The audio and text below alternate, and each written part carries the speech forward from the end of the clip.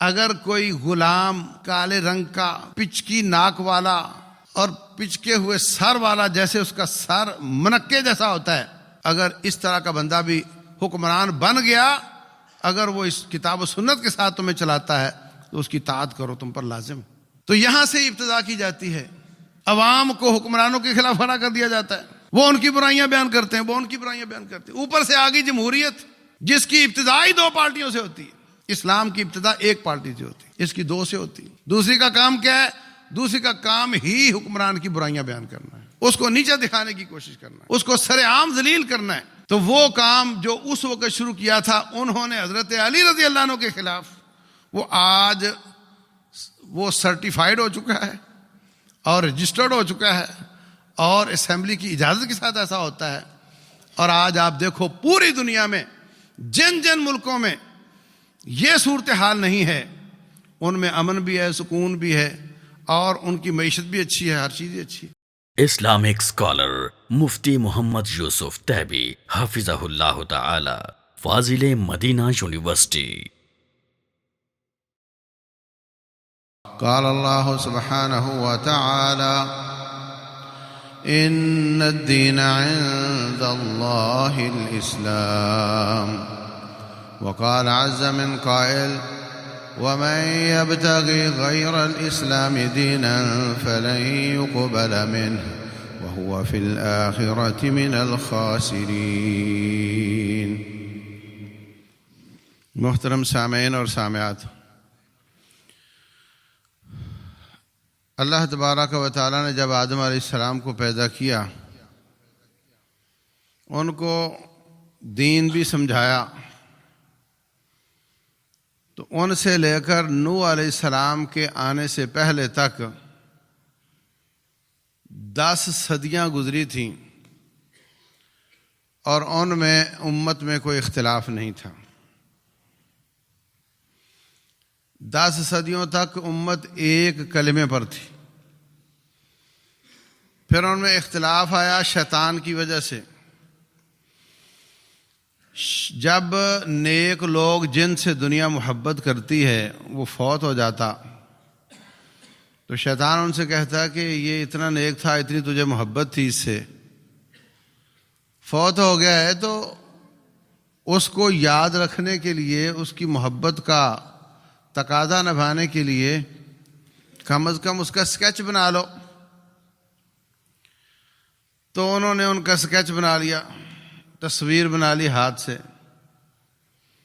اگلی نسل آئی تو وہ تصویر مٹنے لگ گئی، تو کہتا ہے کہ یہ تو مٹ جائے گی، تو تم اس کو پتھر پر بنا لو۔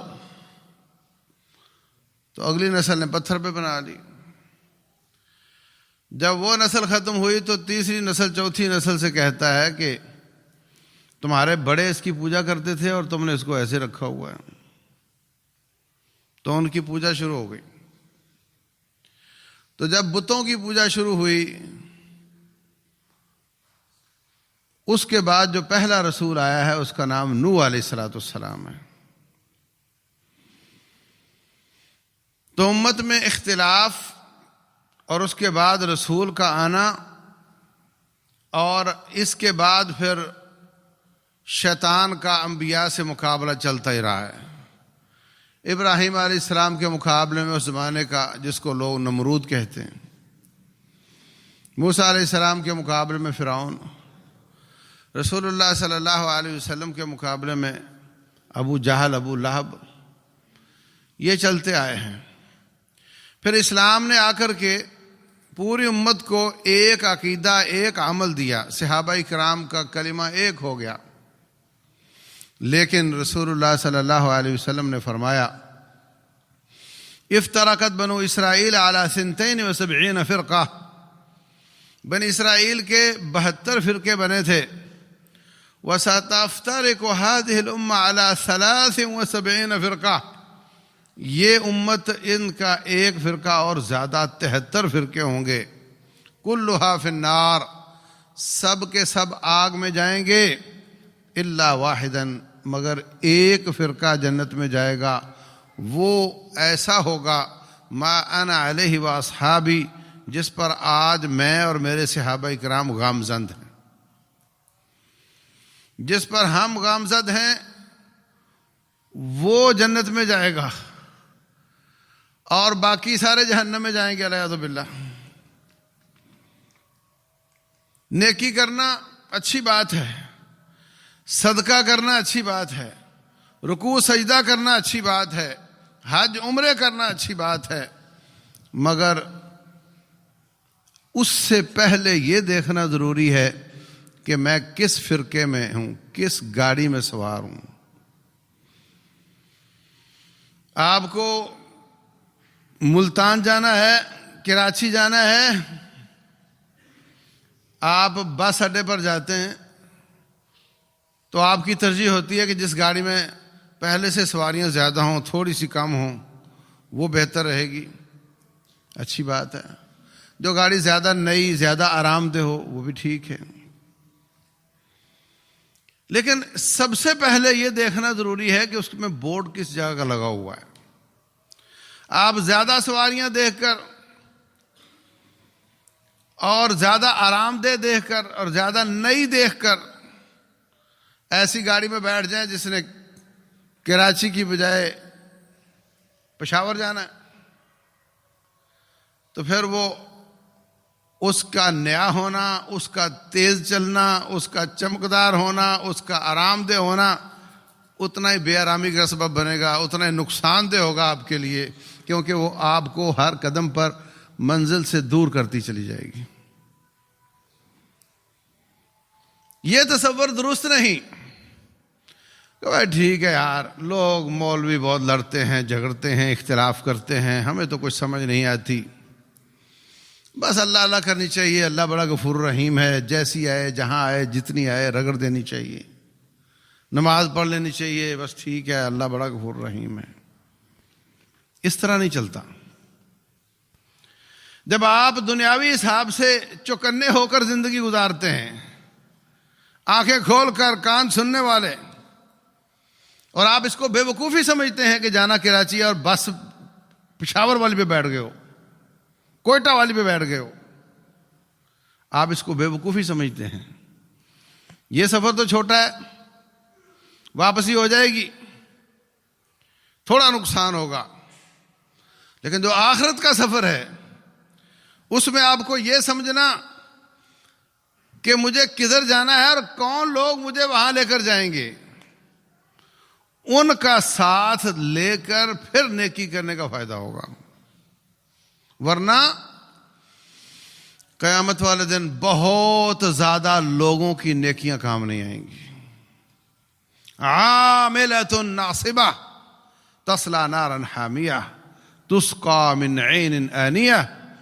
عاملۃ، عمل کرنے والے، کوتاہ نہیں تھے، سست نہیں تھے، عاملۃ، عمل کرنے والے، ناصبۃ، عمل کر کر کے تھک جانے والے، تصلی نارا حامیہ، آگ میں جائیں گے، تسقی من عین آنیہ، شدید گرم پانی پینے کے لیے دیا جائے گا، والعیاذ باللہ۔ تو یہ فرقے کیا ہیں؟ آج ہمارے اڑوس پڑوس میں کیا نظر آتا ہے؟ کسی کی ٹوپی ویسی، کسی کی ٹوپی ایسی، کسی کی پگڑی کا وہ رنگ، کسی کے لباس کا وہ رنگ، کسی کی یہ عادات، کسی کی وہ عادات۔ یہ سب کیا ہے؟ یہ سمجھنے کے لیے اس بات کو سمجھنا ضروری ہے کہ اختلاف کی کئی اسباب ہیں۔ ایک سبب اختلاف کا یہ ہے کہ آیت اور حدیث سے آپ کو بھی محبت ہے، آپ کے مخالف کو بھی محبت ہے، آپ کی بھی پریورٹی آیت اور حدیث ہے، اس کی بھی آیت اور حدیث ہے، وہ بھی اس کو سمجھتا ہے، آپ بھی سمجھتے ہیں، مگر پھر بھی اختلاف ہے۔ یہ ہوتا ہے سمجھ کا اختلاف، یہ نقصان دہ زیادہ نہیں ہوتا، بلکہ اس میں اللہ تعالیٰ دونوں کو اجر دے رہا ہوتا ہے۔ رسول اللہ صلی اللہ علیہ وسلم نے احزاب کا، خندق کا معرکہ لڑا ہے، विड्रा सिग्नल हो गया, दुश्मन भाग गया, सहाबा रिलैक्स होकर घरों में आ गए। मस्जिद नबवी से 1 किलोमीटर या 1 किलोमीटर के फासले पर मार्का था। वापस आ गए अपने घरों में। जिब्रील अमीन अलैहिस्सलाम कहते हैं, अल्लाह के रसूल अलैहिस्सलाम, आपने जंग की वर्दियां उतार दी हैं, जबकि जो सिपाह मैं लेकर आया था उन्होंने अभी तक वर्दियां नहीं उतारी। अब क्या हुक्म है? जिन यहूदियों ने इन सब को इकट्ठा करके होस्ट किया था और बुलाया था, अब उनका इलाज करना है। रसूलुल्लाह सल्लल्लाहु अलैहि वसल्लम फरमाते हैं, ला युसल्ली अहदुकुम अल-असर इल्ला फी बनी कुरैदा। हर शख्स असर की नमाज बनु कुरैदा में जाकर पढ़े, यहूदियों के कबीले में। अब कुछ लोग सुस्त होते हैं, कोई चुस्त, किसी के बच्चे ज्यादा, किसी के कम, किसी की मजबूरियां ज्यादा, किसी की कम, कोई जख्मी ज्यादा, कोई थका हुआ ज्यादा, कोई चुस्त, कोई सुस्त। तो काफी सारे लोग तो पहुंच गए असर के वक्त, कुछ लोग लेट गए, रास्ते में देखा तो कुछ लोग असर पढ़ रहे हैं, पहुंचने से पहले ही असर पढ़ रहे हैं। वो रुककर उनको पूछते हैं कि आप लोग यहां असर क्यों पढ़ रहे हो भाई? कहा असर का वक्त निकल रहा था, तो हमने सोचा नमाज आया हो जाएगी। वो कहने लगे, जिस नबी ने फरमाया है कि असर मगरिब से पहले होती है, उन्होंने ही फरमाया है कि आज असर वहां जाकर पढ़नी है, इसलिए हम तो असर वहां जाकर पढ़ेंगे। निकलती है तो निकले, मगरिब हो जाए, इशा हो जाए, हमने तो असर वहां जाकर पढ़नी है। जो पढ़ रहे थे उन्होंने कहा, देखो आपका मकसद तो था कि तुम जल्दी निकलो ताकि असर वहां पढ़ सको, वो काम तो हमसे हुआ नहीं, और उल्टा अब नमाज भी खराब कर लें, डबल जुर्म कर लें, इसलिए हम तो यहां पढ़ेंगे। नबी सल्लल्लाहु अलैहि वसल्लम के पास किस्सा पेश हुआ, आपने उन दोनों में से किसी को भी डांटा नहीं, इसलिए कि आपकी बात से दोनों का मतलब निकल रहा था। कोई शख्स असर की नमाज ना पढ़े मगर बनु कुरैज़ा में, इनका मतलब भी आपकी बात से निकल रहा है, इनका मतलब भी निकल रहा है। दोनों ही परवाने हैं, दीवाने हैं, दोनों ही हदीस और आयत पर मर मिटने वाले हैं, दोनों का जज्बा एक है, दोनों की प्रायोरिटी एक है। समझ में फर्क आ गया। ये इख्तिलाफ इतना नुकसानदेह नहीं होता, बल्कि जो गलत हो उसको भी अल्लाह अजर दे रहा होता है, जो सही हो उसको भी अल्लाह डबल अजर दे रहा होता है। दूसरा इख्तिलाफ है, एक तो अकीदे के हिसाब से, एक सलूक के हिसाब से, एक फिक्र के हिसाब से। आज की मेरी बात नहायत बारीक होगी, मुश्किल नहीं होगी इंशाअल्लाह, लेकिन आपको बिल्कुल रोशनी हो जाएगी कि हमारे यहां चल क्या रहा है। फिक्री एतबार से इख्तिलाफ है, सोच नजरियाती इख्तिलाफ। नंबर 2 अकीदे के हिसाब से इख्तिलाफ है। नंबर 3 सुलूक, अखलाक, तरबियत, उसके हिसाब से इख्तिलाफ है। और नंबर 4 फिक़ह के हिसाब से इख्तिलाफ है, अमल के हिसाब से। शरीयत इस्लामिया अकायद हैं और आमाल हैं, तो एक इख्तिलाफ अकायद में आया है, एक आमाल में आया है। फिर अखलाक हैं, सलूक हैं, और फिर सोच और अफकार हैं, अकायद हैं। तो मेरे अजीज भाइयों, अहदे नबूवत में क्या रसूलुल्लाह सल्लल्लाहु अलैहि वसल्लम के हर दर्स में हर सहाबी बैठता था? बोलो, हो ही नहीं सकता। या तो ना कि जब आपका दर्स होता था तो फिर सारी दुनिया रुक जाती थी, कोई कारोबार नहीं होता था, ऐसा तो नहीं है। कितने लोग जिहाद पे निकले हुए हैं, कितने लोग तिजारत पे निकले हुए हैं, कितने खेतों में हैं। आयात तो 24 घंटे किसी वक्त भी आ सकती थी। اس وجہ سے جتنا دین آسمان سے آیا اتنا آپ نے صحابہ کو دے دیا. کل ملا کر سب صحابہ کے پاس تو مکمل دین تھا، مگر ہر ایک کے پاس مکمل نہیں تھا. کل کو ملا کر ہی مکمل ہوتا ہے. یہاں کئی لوگ ایک حدیث کو پکڑ کر نتیجہ نکالنے لگ جاتے ہیں. وہ جو فلاں کی حدیث میں، ایک یوٹیوبر کہتا ہے فلاں حدیث میں نماز میں ہاتھ باندھنے کا ذکر نہیں ہے لہذا چھوڑ دیا جائے. ارے اس میں نہیں ہے تو اس میں تو ہے نا. اچھا، جب صحابہ کرام کو رسول اللہ صلی اللہ علیہ وسلم نے مفتوحہ علاقوں میں گورنر بنا کر بھیجا تو جتنا ان کے پاس علم تھا انہوں نے جا کر کے وہاں منتقل کر دیا. بنیادی عقائد اللہ ایک ہے، نبی محمد ہمارے رسول ہیں صلی اللہ علیہ وسلم، قبلہ ہمارا کعبہ ہے، شرک جائز نہیں، نفاق برا ہوتا ہے. یہ بنیادی باتیں تو سب کے پاس ایک تھیں، آدم علیہ السلام سے لے کر آج تک. ان میں کبھی اختلاف نہیں ہوا. اس زمانے کے نبی پر ایمان لانا، اللہ پر ایمان لانا، توحید کو اپنانا.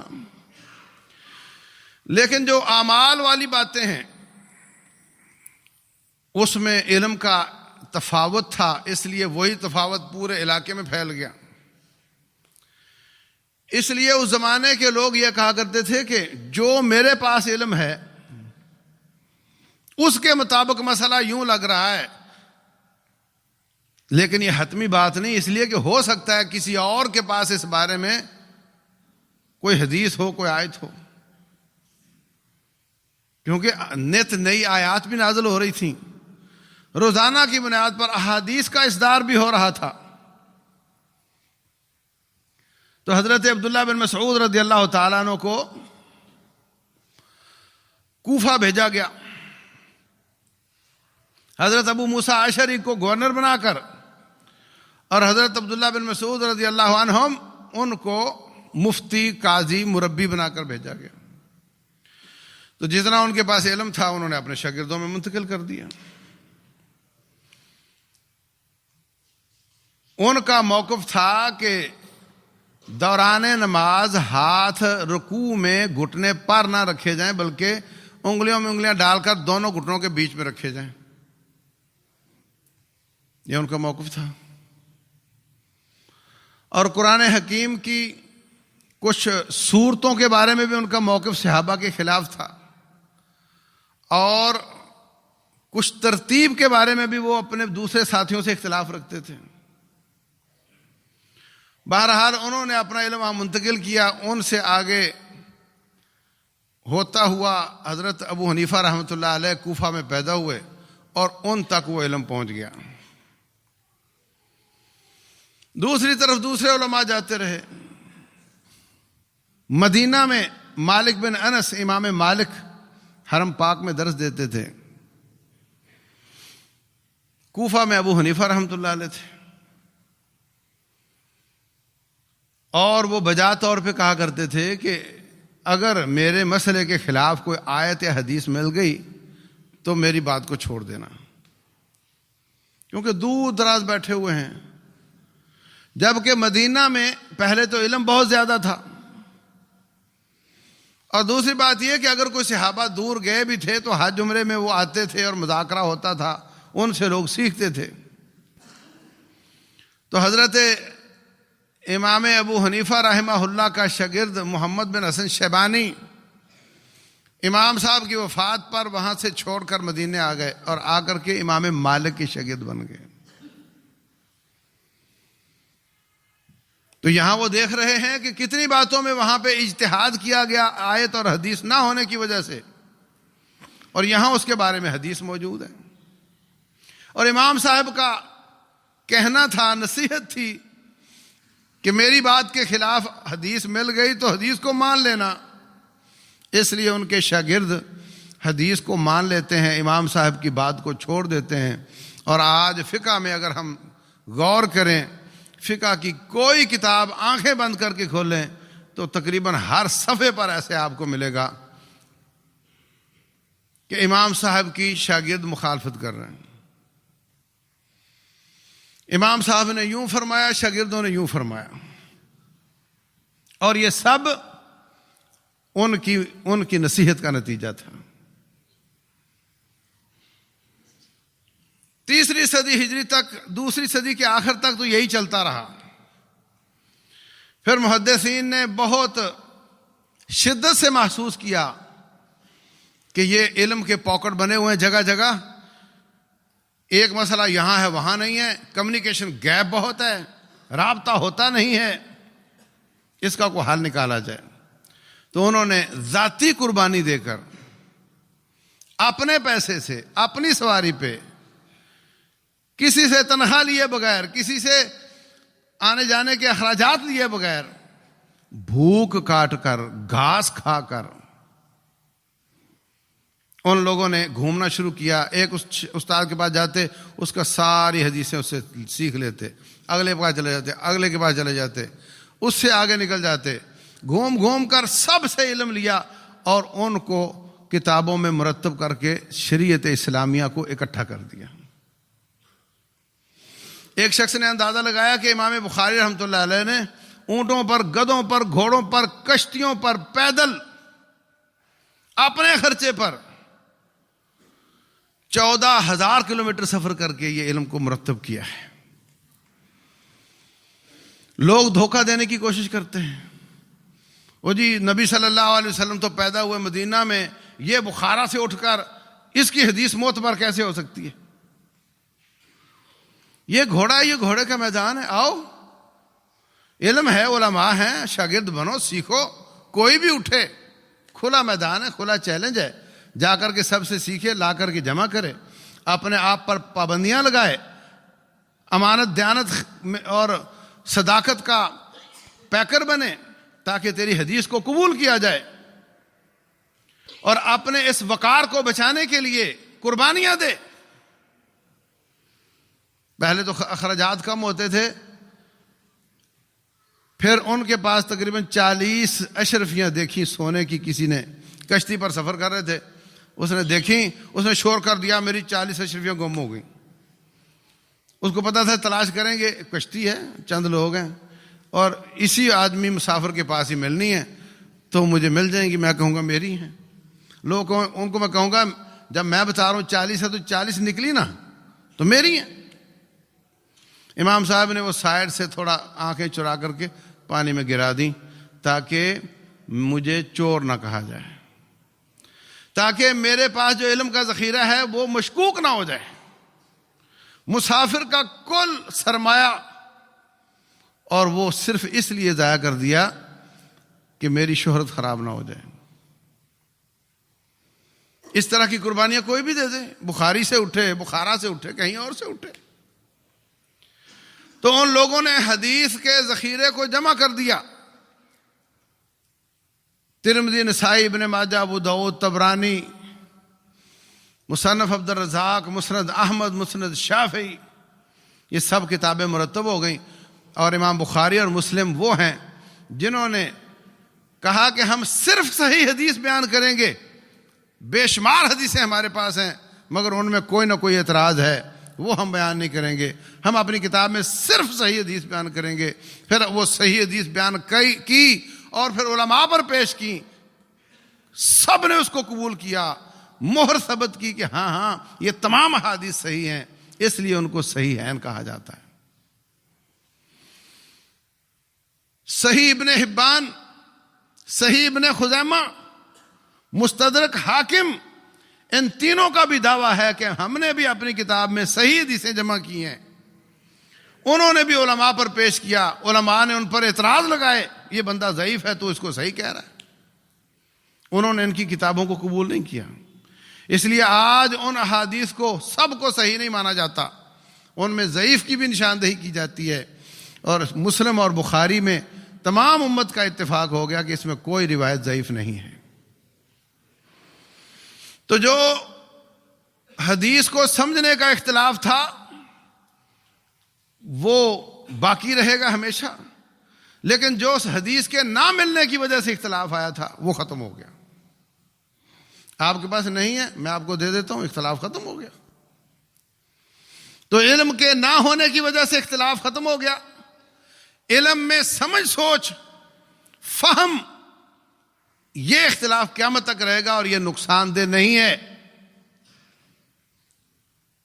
اور اگلا اختلاف ہے عقیدے کا اختلاف. اللہ تبارک و تعالیٰ ایک ہے, اس کا کوئی شریک نہیں.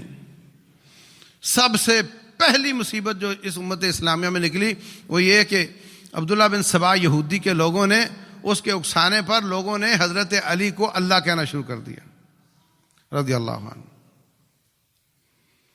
حضرت علی رضی اللہ عنہ امیر المومنین خلیفۃ المسلمین, انہوں نے ایسے لوگوں کو پکڑا اور ان کو آگ میں جلانا شروع کیا کہ تم مجھے رب بنا رہے ہو. یہ پہلا اختلاف آیا عقیدے کا اس امت میں. اس کے بعد حضرت امام احمد رحمہ اللہ کے زمانے میں, عباسیوں کے زمانے میں, عباسیوں نے کیا کیا کہ مسلمان امت بڑی سکون کے ساتھ رہ رہی تھی, مخالفت تھی امویوں سے, ان کے خلاف انقلاب برپا ہو گیا. اب پوری دنیا پہ ان کی حکومت ہے تقریباً سوائے اندلس کے, اور یہ بڑے سکون سے رہ رہے ہیں. مزید فتوحات کا سلسلہ بند کر دیا, بجائے خلیفہ کے بادشاہ بن بیٹھے, اور کام کوئی تھا نہیں تو علمی کام کروانا شروع کر دیا. بڑا علمی کام ہوا اس زمانے میں, بڑی تالیفات ہوئیں, اور جو نقصان ہوا ہے وہ یہ کہ ترک مسلمان ہو چکے تھے. ترکوں کی بغل میں یونان تھا, یونان میں ارسطو, سقراط, بقراط, ان کے فلسفے, ان کی کتابیں, حتیٰ کہ ان کے ادب کی کتابیں, ان کی کہانیاں, یہ الف لیلا کہانی آپ سنتے ہوں گے, اس طرح کی بے شمار ان کی کتابوں کا عربی میں ترجمہ کرنا شروع کر دیا. وہ لوگ, ان کے پاس قرآن نہیں, ان کے پاس سنت نہیں, وہ فلسفہ اور عقل اور منطق کے ساتھ اپنے آپ کو چلاتے ہیں, وہ اسی کو حرف آخر سمجھتے ہیں. تو ان کی کتابوں کے عربی میں ترجمہ ہونے سے کلیش شروع ہو گیا. آیت بے مقابلہ لاجک, حدیث بے مقابلہ لاجک. لاجک تو یہ کہتی ہے. نتیجہ یہ نکلا کہ جو عموی عباسی حکمران تھے, جیسے ہادی تھا, مہدی تھا, اور ہارون الرشید, مامون الرشید, امین, ان کے قریب ہو گئے. لاجک جو ہوتا ہے یہ ایمان کے مقابلے میں آتا ہے. معلوم ہے آپ کو, میں کہتا ہوں باہر حافظ صاحب کھڑے ہیں, آپ میری بات مان جاؤ تو یہ آپ نے میری بات پر ایمان لائے ہیں آپ, اور آنکھوں سے جا کر دیکھو اور واپس آ کر کہو ہاں واقعتاً ہیں. یہ آپ اپنی آنکھوں پر ایمان لائے ہیں, میری زبان پر نہیں. اللہ فرماتے ہیں روزہ رکھو, آپ روزہ رکھ لیتے ہیں, یہ اللہ پر ایمان لے آئے ہیں, اور آپ اس کی ٹو میں لگ جائیں اور اس کی تحقیق کر کے آپ کو پتہ چلے کہ یہ تو بہت فائدہ مند چیز ہے, اس سے تو جسمانی طور پہ بڑا فائدہ ہوتا ہے, اس سے تو بہت زیادہ آپ کے کیڑے مر جاتے ہیں, اور بڑے ایسے بیکٹیریاز جو نقصان دہ ہوتے ہیں, کینسر تک ختم ہو جاتا ہے. ہاں یار بہت کامیاب چیز ہے, ہمیں روزہ رکھنا چاہیے. تو ہو سکتا ہے یہودی ہو, ہندو ہو, اور روزہ رکھے گا اس لیے کہ وہ اللہ پر ایمان نہیں لایا, وہ لاجک پر ایمان لایا. اب کام شروع ہو گیا جناب. اللہ تبارک و تعالی آسمان پہ ہے, الرحمن علی العرش استوى. کہنے لگے نہیں, اللہ عرش پہ نہیں ہے, کیسے ہو سکتا ہے اللہ عرش پہ؟ اللہ فرماتے ہیں میں آسمان دنیا پہ نزول فرماتا ہوں, تو یہ عرش پہ ہوگا تو دنیا میں کیسے ہوگا؟ دنیا میں تو ہے تو عرش پہ کیسے ہوگا؟ اللہ فرماتے ہیں میں تمہاری شارک کے قریب ہوں, تو عرش پہ کیسے ہو سکتا ہے؟ اب یہ عقل اور آیات کا مقابلہ شروع ہو گیا.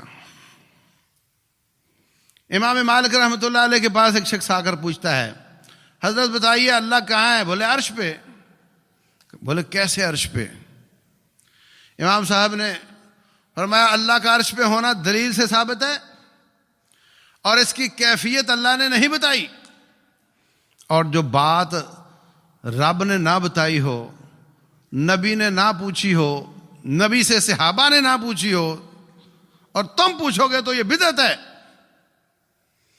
اور شاگرد کو کہا اس کو پکڑو، مسجد نبوی سے نکال دو، یہ تمہارے دماغ میں کوئی جراثیم چھوڑ جائے گا۔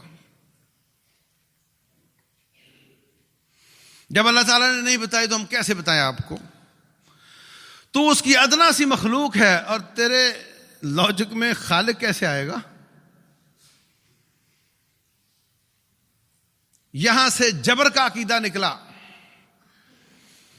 کہ اللہ تعالیٰ نے جب سے پہلے سے لکھا ہوا ہے تو ہم مجبور ہیں، تو جب ہم مجبور ہیں تو پھر مجبور کر کے گناہ کرواتا ہے اور پھر جہنم میں بھی ڈال دیتا ہے۔ یہ تو بڑی خطرناک بات ہے، اللہ تعالیٰ کو نعوذ باللہ ظالم کہہ دیا۔ اچھا، اس کا حل کیا ہے؟ حل تو اس کا یہ ہے کہ قرآن کی جتنی آیات اللہ سے ظلم کی نفی کرتی ہیں وہ بتائی جائیں۔ وما انا بظلام للعبید، میں بندوں پہ ظلم کرنے والا نہیں ہوں۔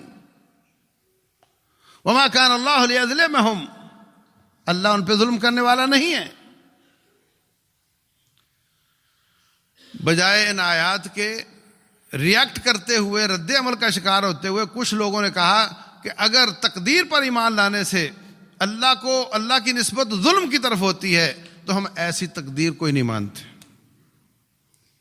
اللہ کے پاس علم ہے ہی نہیں، نعوذ باللہ، اللہ کو پتہ ہی نہیں چلتا، اللہ نے کچھ لکھا ہی نہیں ہے، نعوذ باللہ۔ نتیجہ یہ ہے کہ چور چوری کرنے گھر سے نکلا، اللہ دیکھ رہا ہے، پتہ نہیں کدھر جا رہا ہے، ہاں پتہ ہی نہیں۔ وہ گیا کسی کے گھر میں گھسا، ہو سکتا ہے کوئی کام ہو اس کو، واپس نکلا سامان لے کر، تب رب کو پتہ چلا کہ یہ چور ہے، یہ چوری کرنے آیا تھا۔ اس کو پتا ہے کہ میں چوری کرنے جا رہا ہوں، رب کو نہیں پتا، نعوذ باللہ۔ اس کا مطلب مخلوق زیادہ عالم ہوئی خالق سے۔ یہ سب بحثیں کہاں سے شروع ہوئی؟ جب لاجک اور عقل کو آیت اور حدیث کے مقابلے میں کھڑا کیا گیا۔ اس سے عقیدے کی بربادیاں شروع ہو گئیں۔ حالانکہ مسئلہ بالکل صاف صاف ہے۔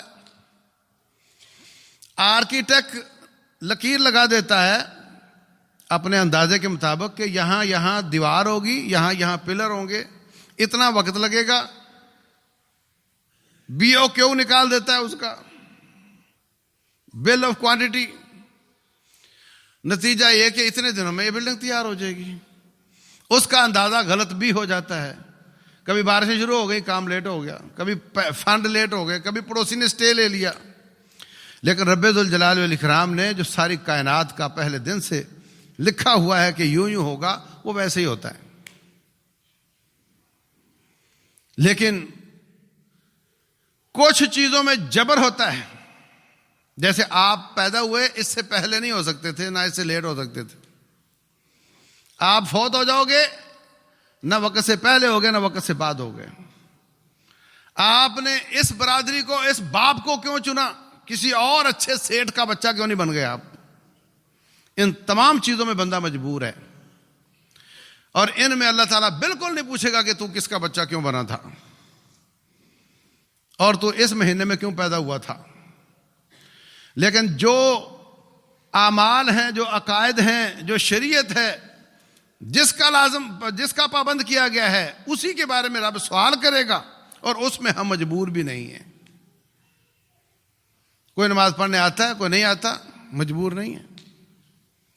تو کچھ اعمال میں مجبور ہیں، کچھ میں نہیں ہیں۔ جن میں مجبور ہیں ان میں رب سوال نہیں کرے گا، اور جس میں مجبور نہیں ہے انہی میں اللہ تعالیٰ سوال کرے گا۔ تو یہ ساری کلام، علم الکلام کی، علم الجدل کی، علم الفلسفہ، علم المنطق، یہ ساری مصیبتیں، عقیدے کی بربادیاں اس طریقے سے آئیں۔ آج ہمارے اڑوس پڑوس میں جتنی دنیا آباد ہے، آپ کی بغل والی مسجد، ان میں میکسیمم کا عقیدہ یہی ہے کہ اللہ عرش پہ نہیں ہے، اور اللہ تبارک و تعالیٰ کی صفات جو ان گنت اور لاتعداد ہیں، ان میں سے یہ سب کے سب 7 کو مانتے ہیں اور کچھ 8 کو مانتے ہیں۔ جو ماتریدی ہیں وہ 8 کو مانتے ہیں، جو اشعری ہیں وہ 7 کو مانتے ہیں۔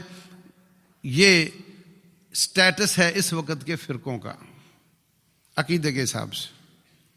فقہ کے حساب سے آپ کو بتا دیا کہ جب علم کے پاکٹ بنے ہوئے تھے تو مختلف علماء، ان کی فقہ مشہور ہو گئی، جبکہ ان کے زمانے میں ان سے زیادہ بڑے علماء، ان کے برابر کے علماء اور بھی موجود تھے، لیکن ان کی فقہ، ان کی بات، ان کی سوچ ان کے شاگردوں نے نوٹ کی اور وہی آگے بڑھی، اسی پر تعصب شروع ہو گیا، اسی پر جماعتیں بن گئیں، عملی اعتبار سے یہ فرقے بنے اور عقیدے کے حساب سے یہ بنے۔ اور آج کے مسلمان پر جو چھاپ ہے وہ عملی اعتبار سے شافعی ہوگا، مالکی ہوگا، حنبلی ہوگا، حنفی ہوگا، اور عقیدے کے حساب سے وہ ماتریدی ہوگا، یا وہ اشعری ہوگا، یا وہ جبری ہوگا، یا وہ قدری ہوگا، تقدیر کا منکر ہوگا۔ اور تیسری بات میں نے عرض کی تھی، سوچ کے اعتبار سے، سوچ اور فکر کے اعتبار سے، جب حضرت علی رضی اللہ تعالیٰ عنہ خلیفہ بن گئے، حضرت معاویہ بن ابی سفیان شام کے گورنر تھے 20 سال سے، انہوں نے بیعت نہیں کی۔ پہلے میرے بھائی معاویہ کا میرے بھائی عثمان کا بدلہ لو، جب قصاص ہو جائے گا تو میں آپ کی بیعت کر لوں گا۔ وہ کہتے تھے قصاص پہلے بیعت بعد میں۔ حضرت علی رضی اللہ تعالیٰ عنہ کہتے تھے قصاص آپ میرا ساتھ دو گے، میرے بازو کو مضبوط کرو گے، ہم مل کر قصاص لیں گے، بیعت پہلے قصاص بعد میں۔ یہ جھگڑا نہیں تھا کہ خلیفہ میں بنوں گا اور وہ کہتے تھے میں بنوں گا، ایسا بالکل نہیں تھا۔ خلیفہ بن چکے تھے حضرت علی رضی اللہ تعالیٰ عنہ۔ اب اگر کوئی دعویٰ کرتا کہ میں بنوں گا، اس کی گردن اڑا دی جاتی۔ یہ دعویٰ نہیں تھا، دعویٰ یہ تھا کہ میں بیعت نہیں کروں گا جب تک قصاص نہیں ہوتا۔ وہ جو بلوائی تھے جنہوں نے حضرت عثمان رضی اللہ تعالیٰ عنہ کو شہید کیا تھا، وہی بعد میں ساتھ بھی مل گئے حضرت علی رضی اللہ تعالیٰ عنہ کے، پناہ لے لی کہ ہم ان کے ساتھ ہوں گے تو ہمیں پکڑا نہیں جائے گا۔ اور بڑے بڑے قبیلے تھے، ذرا سی قصاص کی بات آتی تو وہ سارے ریئیکٹ کرتے تھے، ریئیکشن دکھاتے تھے۔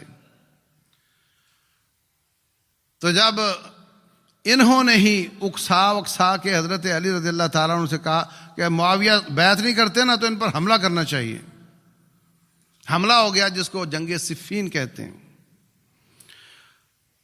حضرت معاویہ رضی اللہ عنہ کے ساتھیوں نے قرآن اوپر اٹھا لیے، کہا ہم لڑنا نہیں چاہتے۔ کیا چاہتے ہو؟ کہا ہم چاہتے ہیں کہ ایک آدمی آپ دیں، ایک ہم دیں، وہ دونوں مل کر فیصلہ کریں کہ قصاص کیسے ہوگا اور بیعت کیسے ہوگی۔ حضرت علی رضی اللہ تعالیٰ عنہ نے کہا ٹھیک ہے، میں ابو موسیٰ اشعری کو پیش کرتا ہوں۔ معاویہ بن ابی سفیان رضی اللہ عنہ نے حضرت عمر بن عاص کو پیش کیا رضی اللہ عنہ۔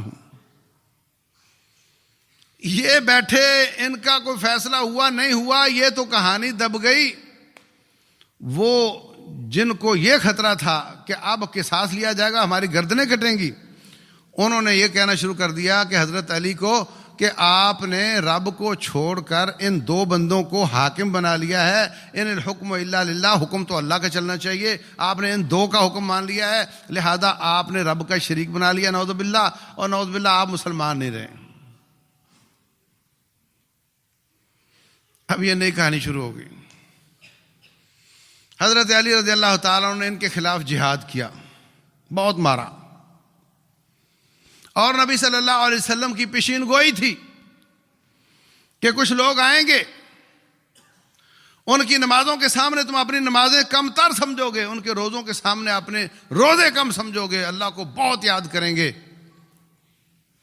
دین سے ایسے نکل جائیں گے جیسے تیر شکار سے نکل جاتا ہے۔ اگر وہ میرے زمانے میں آئے تو میں ان کو ایسے قتل کروں گا جیسے اللہ تعالیٰ نے قوم عاد کو قتل کیا تھا، اور ان کے ساتھ جو قتال کرے گا وہ مومن ہوگا۔ یہ بشارتیں تھیں۔ حضرت علی رضی اللہ تعالیٰ ان کے ساتھ قتال کیا، ان کو بہت مارا، نتیجہ یہ نکلا کہ یہ ایک سوچ پیدا ہو گئی۔ پہلی کیا تھی کہ حضرت علی اللہ نعوذ باللہ، اب یہ آ گئی کہ وہ نعوذ باللہ اسلام سے خارج ہیں۔ ان دونوں باتوں کو یاد رکھنا، آج بھی ملکوں کے لیول پر سوچ لو یا فرقوں کے لیول پہ سوچ لو، آپ کو یہ دونوں سوچیں نظر آئیں گی۔ مسلمانوں کو کافر کہنا اور بم پھوڑنا اور مارنا اور انقلاب برپا کرنا، مراکش سے لے کر الجزائر سے لے کر تونس اور آگے بڑھتے چلے جاؤ، لیبیا، مصر، شام، یہاں تک جو بربادی آئی ہے وہ انہی لوگوں کو کھڑا کیا گیا۔ 40 سال تک چلنے والی حکومتیں، ان کے خلاف ان لوگوں کو کھڑا کر کے ان کو کافر قرار دلوا کر کے پہلے پریشانیاں کھڑی کی گئیں، پہلے امن عوام خراب کیا گیا، جب دیکھا کہ وہ خانہ جنگی شروع ہو گئی ہے پھر ساری دنیا کے بدمعاش وہاں پہنچے اور وہاں پہ اپنے مقاصد حاصل کیے۔ ہر ایک نے اپنے مخالف دھڑے کو قتل کیا، نام لیا ہم داعش کو مار رہے ہیں، ہم اس کو مار رہے ہیں، ہم اس کو مار رہے ہیں، ان کے ذریعے سارے کام کیے۔ اور جو ملک بچ گئے ہیں ان میں بھی ان کے ذریعے ہی کام نکلوانے کی کوششیں کی جا رہی ہیں۔ تو میرے عزیز بھائیوں، ایک سوچ یہ ہے، جو ظاہر سی بات ہے فرقوں میں ایک فرقہ تو صحیح سوچ والا بھی ہوگا نا، ایک سوچ یہ ہے کہ حکمران جیسے بھی بنا ہو، جیسے بھی بنا ہو، وہ حکمران بن گیا ہے نا۔ رسول اللہ صلی اللہ علیہ وسلم فرماتے ہیں علیکم بالسمع والطاعہ ولو تأمر علیکم عبد حبشی کأن رأسہ زبیبہ، اگر کوئی غلام کالے رنگ کا پچکی ناک والا اور پچکے ہوئے سر والا، جیسے اس کا سر منکے جیسا ہوتا ہے، اگر اس طرح کا بندہ بھی حکمران بن گیا، اگر وہ اس کتاب و سنت کے ساتھ تمہیں چلاتا ہے تو اس کی اطاعت کرو، تم پر لازم۔ تو یہاں سے ابتدا کی جاتی ہے، عوام کو حکمرانوں کے خلاف کھڑا کر دیا جاتا ہے، وہ ان کی برائیاں بیان کرتے ہیں، وہ ان کی برائیاں بیان کرتے ہیں۔ اوپر سے آگئی جمہوریت، جس کی ابتدائی 2 پارٹیوں سے ہوتی ہے۔ اسلام کی ابتدا ایک پارٹی سے ہوتی ہے، اس کی 2 سے ہوتی ہے۔ دوسری کا کام کیا ہے؟ دوسری کا کام ہی حکمران کی برائیاں بیان کرنا ہے، اس کو نیچے دکھانے کی کوشش کرنا ہے، اس کو سر عام ذلیل کرنا ہے۔ تو وہ کام جو اس وقت شروع کیا تھا انہوں نے حضرت علی رضی اللہ عنہ کے خلاف، وہ آج وہ سرٹیفائیڈ ہو چکا ہے اور رجسٹرڈ ہو چکا ہے، اور اسمبلی کی اجازت کے ساتھ ایسا ہوتا ہے۔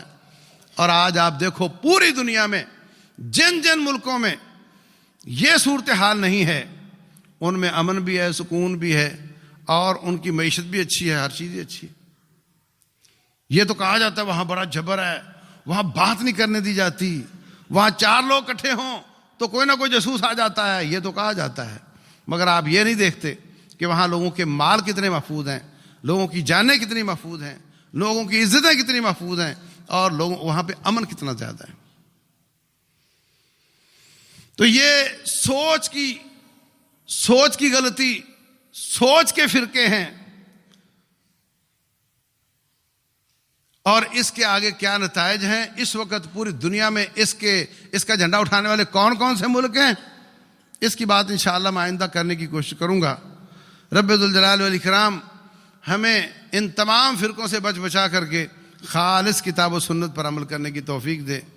اللہ تبارک و تعالیٰ اچھا عقیدہ، اچھی سوچ، اچھا عمل اپنانے کی توفیق دے، اور ان سب کانٹوں سے، ان جھاڑیوں سے بچ بچا کے کپڑوں کو اس دنیا کا سفر کاٹنے کی توفیق دے۔ واللہ اعلم، وصلی اللہ وسلم وبارک علی نبینا محمد۔